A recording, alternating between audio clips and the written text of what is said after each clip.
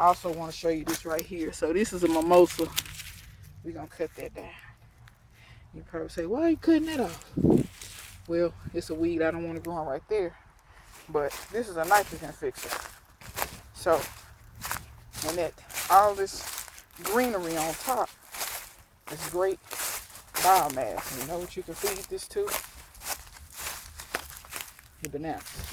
Bananas are heavy feeders. I wanted to cover this because a lot of people, oh, mimosas are invasive. They're invasive. Yeah, they are. See, there's one right there. But what you do is, if you mow them down with the lawnmower enough, they'll stop coming back. But over here, it doesn't get mowed enough. See this one right here? Nice size. Find the base of it and cut it. But you can always take mimosas and use them as biomass. You can always hit some more. So let's go right in here. We're gonna cut all 3 of them. Alright.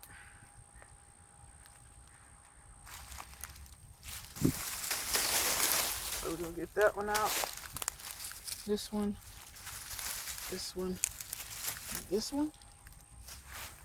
So that's all the mimosas I see right there. Right quick. Now, show you. Now where I got my bananas at, around the bottom bases of them, I just throw it up. Now that limb's a little long, but I ain't worried about the twigs or nothing. See, them twigs is real spindly. I'm not worried about none of that. Now, this longer one,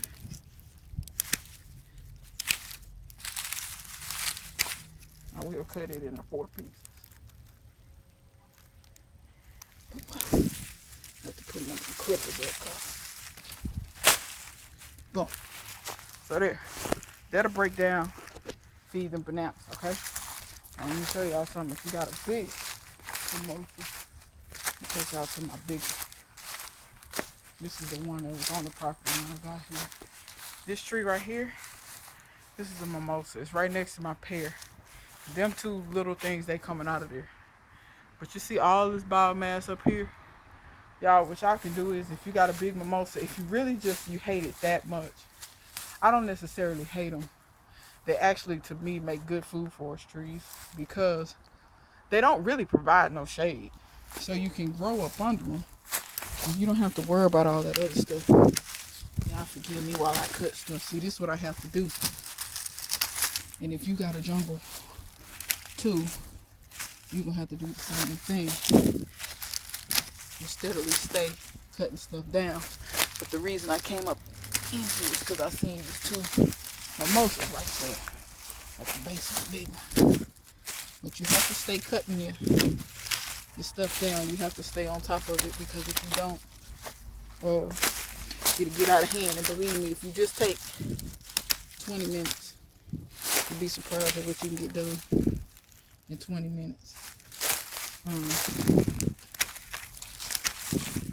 But yeah, if you just kind of like go through most stuff down real quick, y'all can kind of see real time how fast I'm going with this. I don't want none of this stuff. You can also do this with a, you got a brush cutter or something, weed whacker. See, and then this what I'm saying. Every time you see them little mimosas, get your snippers. And you just constantly cut those mimosas down. So, you got our mimosas that we just cut down. We're going to feed this to the bananas. So, y'all just look at the mimosa leaves that I walk.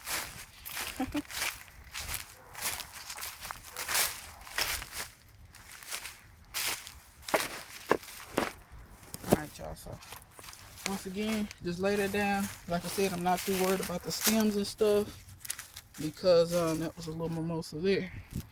Not too worried about the stems and stuff because I don't walk all in between the bananas.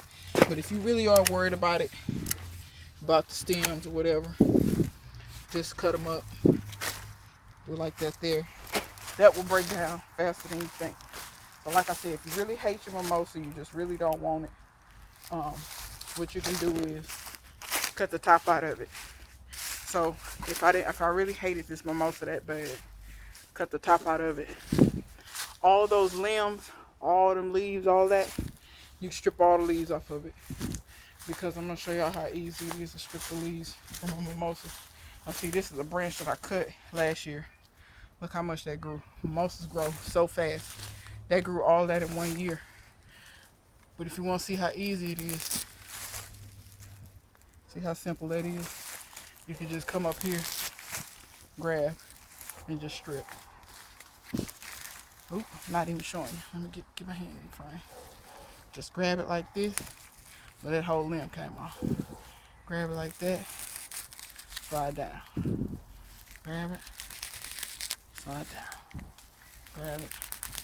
Slide down. And if you keep this tree short enough, that limb came off.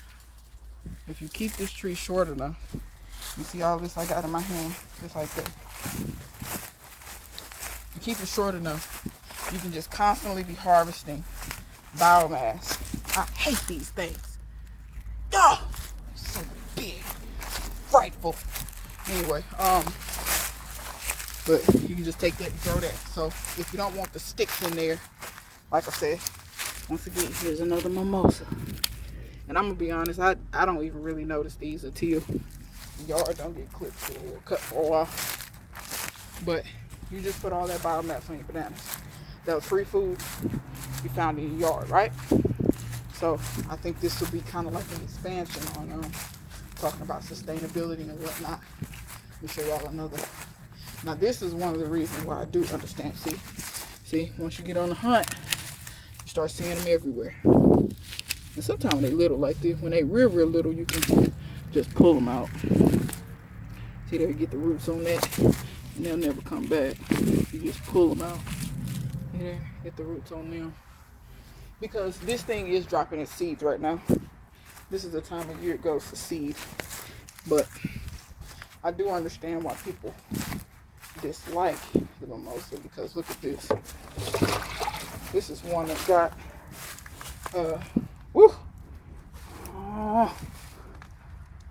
oh, it's some kind of spider nestled down in that. Alright, let me go to the other side. I don't know what he is.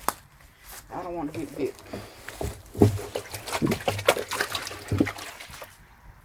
But anyhow, be careful when you're in your yard, people. Look before you start reaching deep in this stuff. So a lot of people probably think I just go and I don't look. I do look. So yeah, this one used to be a lot bigger. It was growing out of my foundation. Alright. I want to make sure that the spider stayed where he was. Alright. So, like I said, if you're worried about the sticks, you can cut this into all these pieces. Put your cutters in your pocket. And then grab all your little free fertilizer that you just got. You know, this is real easy. You know, a one-eyed monkey could do this. You go back over here to the bananas. Because your bananas gotta eat. If you don't feed them bananas, you won't get no bananas. That's why you see YouTubers been having bananas for years. They never get bananas. Because they're not feeding them. Kind of that, and they don't know what they're doing. But that's a whole other story. So, yeah, y'all. Well, I ain't gonna keep y'all too much longer. How long is this video? Where am I at? 13 minutes? That's good, man. So, yeah. That's how to start smothering out unwanted vegetation. Like I said, I'm gonna let nature help me. Because I'm gonna let nature drop all them leaves on top of it. If I got leaves in places that I don't want, like out here where it's grassy, I'll take the leaves and rake them up on top of this. So between the cardboard and the leaves smothering stuff out, and as I said, when I get more and more cardboard, because I did the vast majority of the yard on this side. So now I'm getting all this stuff against the property line. I don't mind if grassy stuff grows there, but I'm really trying to smother out the ivy and the Chinese privet and a lot of this stuff that's really not grass. It's more like bushes and brush and stuff. So I pretty much just cut it all down close to the ground, smother it, let the leaves cover it, and then, you know, once you start mowing regularly, that stuff won't come back no more. Um, yeah. So also the poison ivy, I'm trying to smother that out as well, because it's not a lot of ways to get rid of poison ivy without harming yourself, because you can't burn it, because if you breathe in the stuff, you get the poison ivy rash in your lungs. Well, it irritates your lungs. It pretty much does the same thing that it does to your skin, but on the inside, because you breathe it in. um you can pull it with your hands, but you better be for sure that you either throw away everything you used, or wash it real good. You know, it becomes a hassle, and I don't want to take the chance of getting a poison ivy rash. I'm allergic to enough stuff as it is. um so yeah, so y'all be looking, because a lot of that in there, I'm gonna be working to smother out a lot of that stuff. I see another mimosa I need to cut. I'm gonna cut a few more things along this property line. I got that little section of brush right there. But like I said, this is how you help keep your yard from overtaking it. So, you know, you clear it all down, and then, but you gotta stay on top of it. If you don't stay on top of it, like this Chinese privet, see, if I had to stay on top of mowing back here, this is probably about a month's growth. If I had to stay on top of mowing back here, this stuff here wouldn't even be like it is. But just to show you, that's all it takes. It's like a month, and this stuff is just back, you know. But see how fast that was for me to clip that. And some of this stuff you don't want to run over with your lawnmower, because it actually has little, it's like little stumps, and it will destroy a lawnmower blade.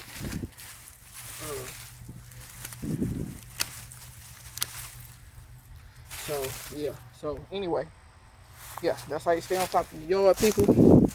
You can't take a minute's rest with this. I mean, you don't have to do it every day, but if you stay on top of it weekly, you should be okay. It's when you let it go months, 2-3 months, whatever, it grows up, you get frustrated, you're like, F it, you know. That's when it becomes a problem. Just like this here.